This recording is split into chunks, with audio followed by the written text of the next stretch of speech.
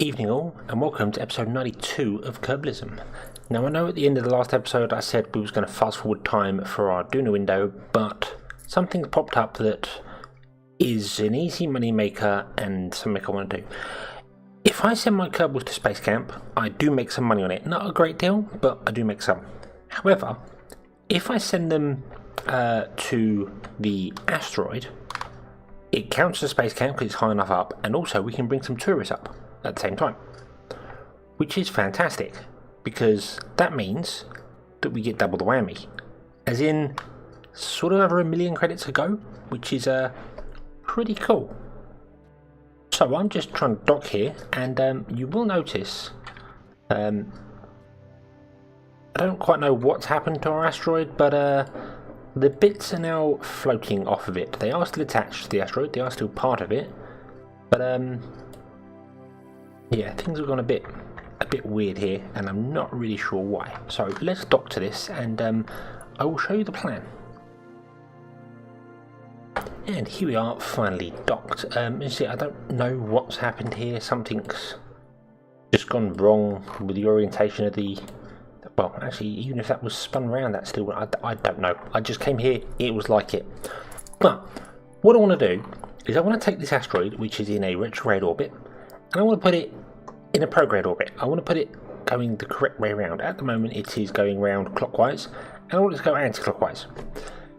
Launching retrograde, coming from the KSP and turning east instead of west, is a lot more demanding on fuel, and I've had the odd occasion where I've had to use the very last piece of more repellent to get my crew back. So I'm just thinking I want to turn it around the other way. Plus, I'm thinking if I can get it somewhere near the orbital hotel, maybe we can start having a look at that casino contract. But yeah, now to do that, to slow this down and turn it around. Now it's at this point in the footage that I had somehow managed to mute my microphone in OBS and didn't notice until after I recorded a lot. Basically, the entire rest of me moving this asteroid around. So the rest of this is going to be in post commentary, I'm afraid. Not something I can normally do, but yeah, always check OBS. Don't leave it in the background thinking it's working. Anyway, to basically maneuver this asteroid the opposite direction, I would need over 3,000 meters a second of delta V, which is quite a big craft to do. It's doable, but just a big craft. So I decided to go out to the moon instead and use a little maneuver we did last time to come round and point us in the correct direction. This turned out to be more difficult than I anticipated. I've got this shuttle design. I find it quite ironic that I've obviously got OPT spaceplane parts and I'm using basically a stock shuttle. It does use the wings from OTP, but OPT, sorry. But yeah, I really thought that I could get up there and get this done in one launch to change it around, and then another launch to maneuver it to the right place, and it didn't go that way. It actually took me 3 different launches, over 1.5 million credits to get up there, and ironically probably about 3,000 meters a second of delta V overall to do it. So maybe just launching one giant ship with nuclear engines would have probably been a better idea, but well, you live and learn. Anyway, long story short, after going around the moon, after doing a couple of aero breaks on this, after then catching the moon again and having things fly out and do odd things, we did eventually manage to get the asteroid into a prograde orbit, an anti-clockwise orbit around Kerbal, and at the same orbit as our orbital hotel, same inclination and 1.1 million meters. But it's the exact opposite side of the orbital hotel, so yeah, I decided it was just going to stay there, and that's good. It's now a lot easier to get people to it, to get Kerbals to it. So I can launch a shuttle, one of these little shuttles with passenger liners in it instead of fuel, and it can take all the people from a space camp, or the Kerbals for a space camp, and 2 contracts for Kerbals to visit the asteroid, which only takes 15 minutes, but I leave them up there for 40 days anyway, and come back and earn just under 2 million credits a go with that. I believe it might be a little bit more, I'll have to double check the numbers, but overall that's fantastic. So 40 days work, just over days work, and 2 million credits. So yeah, basically funding and Kerbals for our junior excursion, they're sorted. So I have checked and double checked my mic, and it should be recording now, so won't make that mistake again. We are here at our Deep Space Science vessel, which I need to fire the engines up on. Also turn the reactor on. Now there is an issue with this. We've lost a radiator, gone completely bad, and we also lost a reaction wheel. So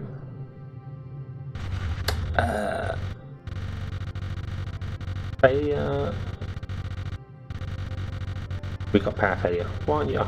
Because you're only running at 2%. Yay. Now, of course, we have a failed radiator, so this is now going to start getting warm. So I need to try and find 50% looks about good. I did turn the engines down to 50%, so I'm hoping that's going to be enough. Using our electric charge, yeah, a little annoying.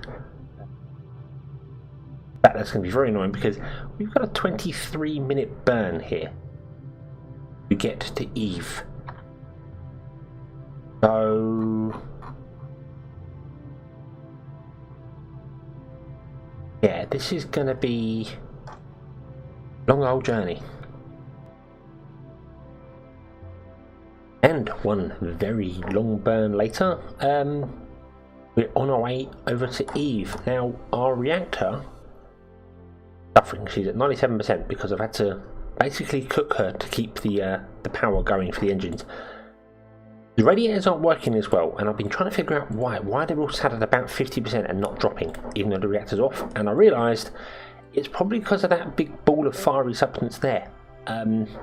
We're pretty close to the sun. We are in fact closest to the sun that we're not close as we've been close in this, but yeah, we're at the furthest point Moho is from the sun, but yeah, obviously getting close to that, radiators aren't going to work as well because the sun is hot.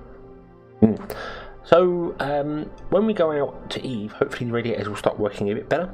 I really hope they'll start working a bit better because I'm having to run the engines so slow. This was not brilliantly thought out system. Perhaps I should have gone with nuclear engines instead, but I wanted to give these lithium ones a go. We've got plenty of lithium left. We've got 6,200, nearly 6,300 meters per second, so we're okay. We can get to EVE, we can park ourselves in orbit of EVE and deploy the rest of our satellites. Then hopefully bring this home. I want to recover the sciences on the back of it. That's the idea. I've got another manoeuvre set for 26 days. So let's on. Just going to make sure we get close enough to Moho.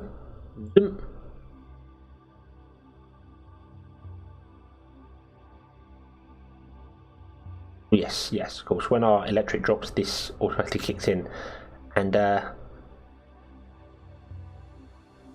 isn't warming up for some bizarre reason.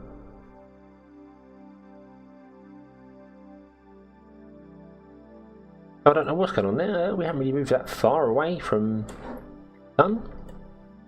We're still pretty much the same place we were before. Oh, it's because of time warp, isn't it? Let's stop. Get up again. Oh, there we go. Our radiator's going nuts. And the producer of depleted fuel has an incoherent behaviour at high warp. Okay, so stop.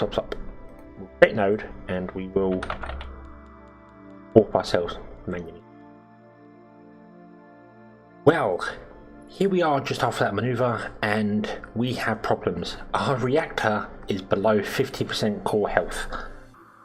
Basically, if I turn it up so that it can actually run the engines, it dies. I will admit, this is actually the second time I've had to reload this vessel, because during the time warp, even though I had it set to 1% power, the core died on me. The first time it actually exploded, it took out loads, everything seemed to warm up inside, not the actual shell of the ship, everything inside, and there was explosions.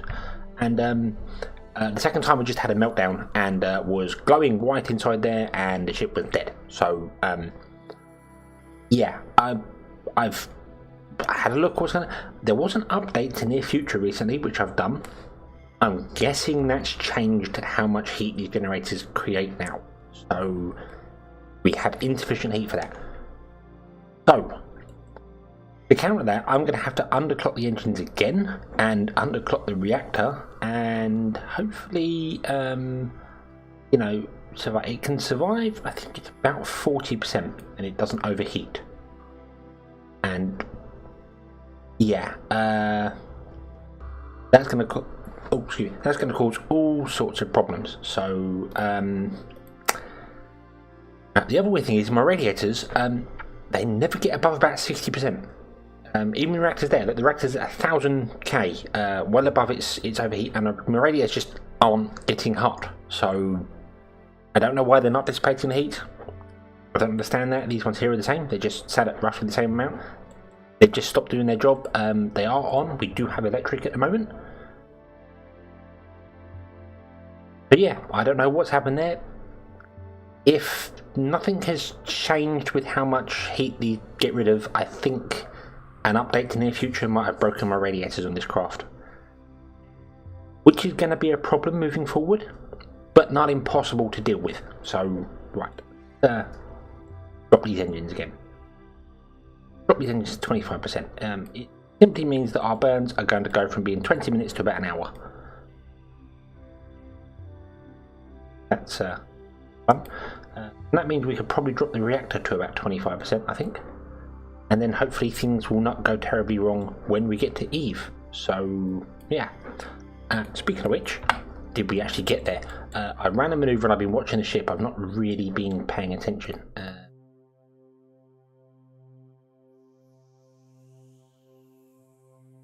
Oh yeah. Yeah, we got there. Right. Retrograde. To move forward a bit, because that's going to be painful. Very, very painful.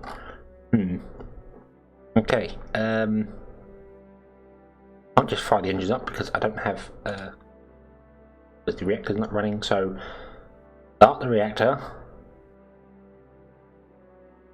And for a brief moment there, the actual heat dropped quickly.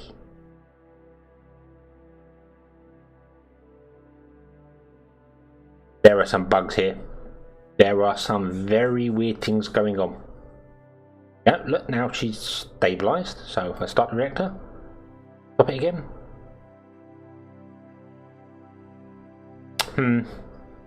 Yeah, there are some weird things going on here. I don't know what they are. That's going to 850 and stopping. That's excellent. However, our reactor is now producing half the power it should do. So I don't know whether our engines are gonna.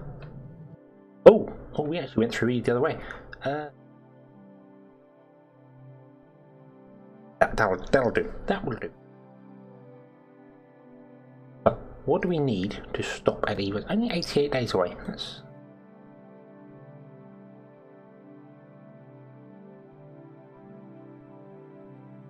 We're going to need.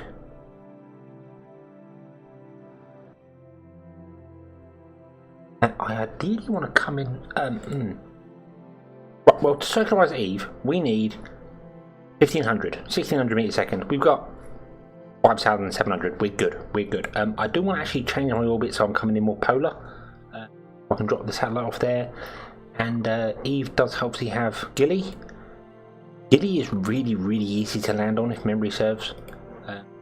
Gilly is like a potato in space, and I think EVA packs are enough to actually get off the surface and break orbit.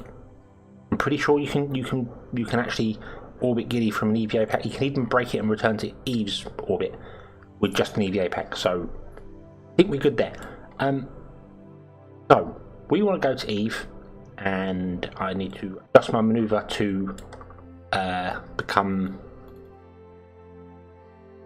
more polar, and then circularize, and then obviously we can take it from there. So that's good, that's fine. I'm going to turn the reactor off again. There there is a little trick with this. I can turn the reactor off and the ship can completely die of power.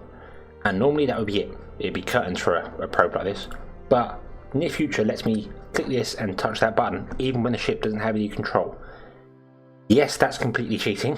I know that. But even at 1% power, in Time Warp, the reactor goes kaboom. So, yeah, I'm going to take that cheat for the minute because anyway, I'm not going to die. Right, so, I will put us in a polar orbit and I will see you in 88 days because we're under a year to Duna now. So, I'm really going to have to get my head together and try and figure out our Duna colony ship. But I think I want to get the science from Eve first. A short hop over and 2 very long burns. Yes, 2 of them because it was being weird. We are at the purple planet. Welcome to Eve. I never quite realised how beautiful this planet is. Yeah, wow. I'm confused. Utterly confused. I am now running this reactor at 90% power and it's sat at 850 and not getting any hotter. So I can only assume being close to the sun screwed it over completely because now we're out here and my solar panel, my radiators are about the same. And it's working. So I've managed to turn it up and turn the engines back up to 50%. We do drain power, but it takes about half an hour to drain the batteries down. So I'm happy with that at the moment. I might drop them down to 45% to do that. But we're here. I am transmitting all the data we've currently got back. There is one more little one I've got to get, which is over the top of Eve's highlands. What's this? First flyby of Eve, gathered scientific data from Eve. Awesome. But yeah, apparently there are some highlands or mountains or something, and they flash up for like a second on the orbit, so it's quite difficult to get. Obviously, I can't see any features down there, so. One thing I didn't know is if you have X-Science open and mouse over here, it tells you space height, atmosphere height. Because we're at 45,000 meters, we are in high space. If I drop down under 400,000 meters, sorry, it will be close to it, so there'll be even more science down there. So that'd be useful if I knew that in Moho. But you learn new things every day. So anyway. Yeah, I think it's time to deploy our satellite. Open these doors because I can't want it in.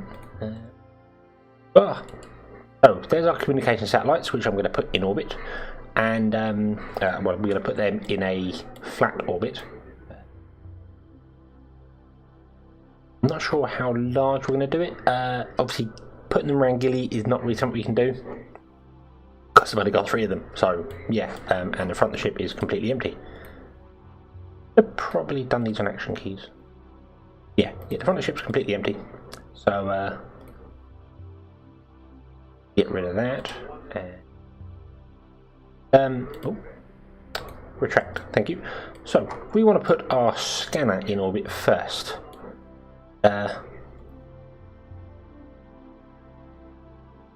Really hoping this doesn't crash and go boom and do weird things because I remember this being awkward. But run into those there. We want to switch over to it. I think if I can get to it.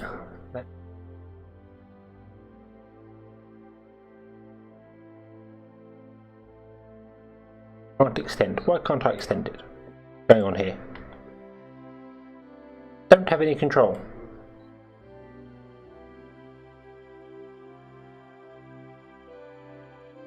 Why do I not have any control?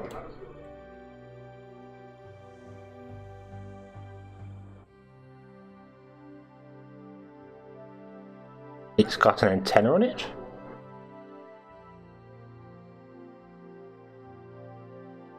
Ah, right. There we go. That's the problem. I didn't have these set to relay because this craft doesn't have any aerials, so or antennas, I should say.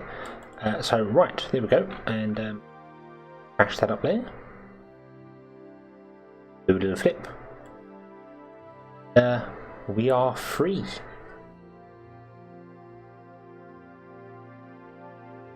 Stop. whichever way, doesn't matter. End our solar panels so we don't run out of power. That would be really bad. And let's start everything, shall we? Altitude is ideal. Suboptimal, that's fine. Ideal. What's going on? Bomb. Analyze resource data. Bomb orbital survey. There we go. Right. What if I did that at Moho? Anyway, I'm going to leave that doing its thing. Like that. I'm not going to use MechJeb Smart ASS. It draws more power than the standard SES system, and I don't know why. I think it makes many small maneuvers, so yeah, in my experience it's always drawn more power. So, but we will leave these doing their things and scan all the data from EVE, and then I will put this in a flat inclination and deploy our communication satellites, and that'll do, unless we can take this over to Gilly, which I think might be able to do. It might have the Delta V for that, I'm not sure. We'll see. We'll see. Okay, so whilst that's going, small change of plan. To do an inclination change to become flat, we would need 4,008 meters a second, and we apparently have 4,315, but that is saying no for some reason. And I do want to bring this home as well, obviously, so I might have a look, see if I can boost myself up to Gilly and see whether that can help me meet Gilly at the closest point there. Maybe I could come back round flatter for less Delta V, I don't know. I'll have a play with bits and pieces here. I'll let all the scanners do their things and transmit it all back, and then I'll come back. We've still got 300 days for our Duna mission, and I still need to build the ship for that. So, but there's time yet. There's time yet. So yeah, there are plans. There are ideas. We're getting all the science. This is really good. So I'm happy, and we'll see what we can do here. Okay, so here we are with some maneuvers that don't make sense in my head, but kind of do. And yeah, if I was to change my inclination in my current orbit, it would be 4,000 meters a second. If I however do a 1,000 meter burn out to here and then change my inclination there to be flat, it's going to be 1,000 plus 473, which is less than half of what it would be if I did it here. Now, I think the reason behind that is that when I'm changing my inclination, I'm going slower. When I end up here, I'll be travelling a lot slower than what I am here. But my brain still tells me that this manoeuvre out to there, plus that one, should be somewhat close to what the other one is. How does that work?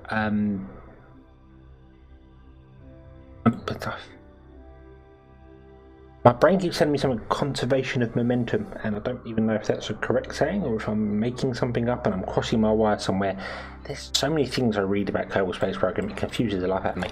But yeah, why is that there? Maybe this is a question I need to put on one of Scott Manley's videos or something. Why does doing the manoeuvre up there, even getting up there doing the manoeuvre, be the same, be less than what it is? I've just remembered I haven't actually factored in the slowing down part. So,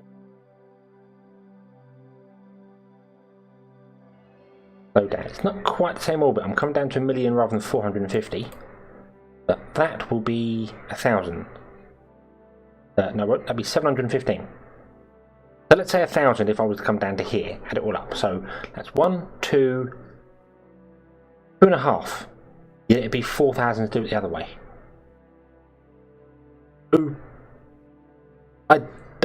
I'm doing the same thing, just longer, and it's using less fuel to do it.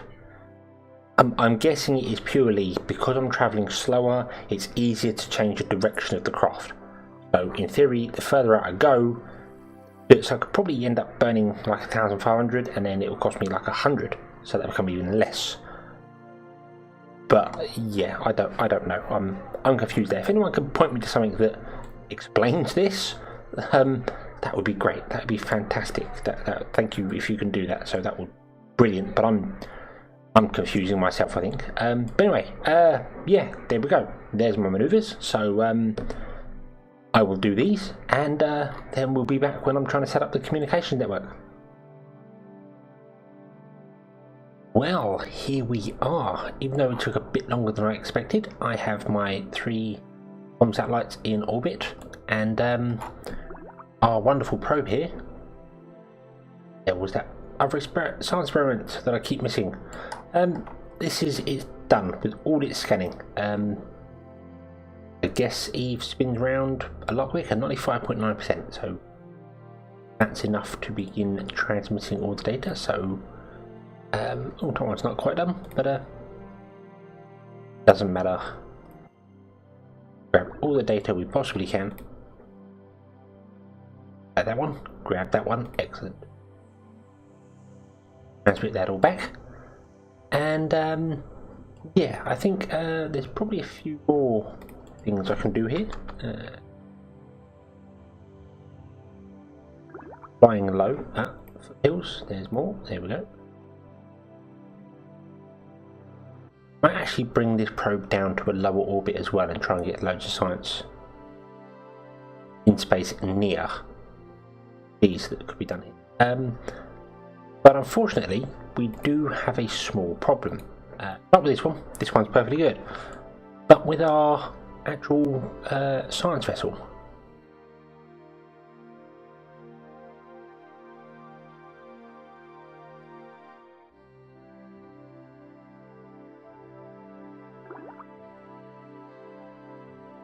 This, with the GUI report for some reason, this is stranded. It has no fuel left on board, and it's all because Kerbal Engineer lied to me. All our probes had monopropellant on board, and I had locked the engines off them. They were all disabled. The engines were turned off and all the fuel was locked away. However, Kerbal Engineer was factoring that in, the monopropellant engines. So when I thought I had 4,000 meters a second delta V, didn't have anywhere near that amount. Each one of those probes, I think, took about 300 off of this. So I managed to get flat. Yeah, I managed to get flat, and my periaps is down, but my apoaps, no, I got not even halfway down, and then it just died on me. And I was trying to figure it out. I was like, well, you're still saying I've got like 1,000 meters a second, and yeah, it's dead. So I'm gonna have to send a rescue craft for this because I really want to. Mainly because here we've got all these wonderful experiments, which I would like to collect. They are lots and lots of data here. So yeah, I would really like to collect them. And but this can't go anywhere right now. It does have monopropellant, but it's got no way of travelling forwards with monopropellant, only sideways. So the monoprop's not going to get back to Kerbin. So we shall have to recover this. But what I think I will do first is go back to my Deep Space Science probe. I'm going to have to rename these to EVE Relay so I know what's going on in here. I also need to go and fix this one here. Oh, I can't fix it. Apparently a relay dish has failed on it or something.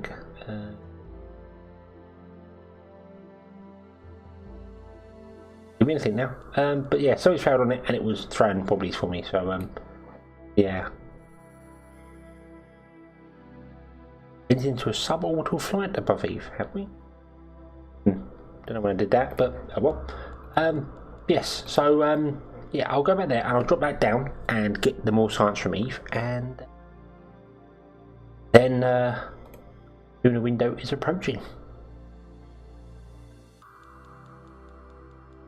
And with all that wonderful science gained, we will no doubt be able to unlock some wonderful things for our trip to Duna next time. Now, I need to apologise completely about the audio in this video. The first part to it, my voice was mumbled and really quiet, so that's why I did the commentary over the top rather than the actual live footage. And then I boosted the mic up, I did some testing, everything seemed fine. And then during the course of recording, somebody's watching the football in the other room, and it's picked up on that. That's what you can hear is a football match in the background. And then when that was finished, it was actually picking up on the fans in my computer. So the sensitivity went nuts on it. Actually, between the end of the recording and right now when I'm recording this bit here, I spent about an hour and a half uninstalling and reinstalling all my audio drivers and my voice meter program to try and find some form of balance. I think I've got it better now, but I'm not too sure. I don't know why the mic went mega sensitive and why the noise gate on it was going weird. That's why it was fading out a lot, because the noise gate was detecting silence and cutting me out whilst I was talking. So very strange. But anyway, yeah, I will fix that. That's all fixed now and hopefully working for our next episode. So thank you very much for watching. Again, I apologise for the audio, but I do hope you've enjoyed this, and I hope to see you again next time. Until then, as always, have fun.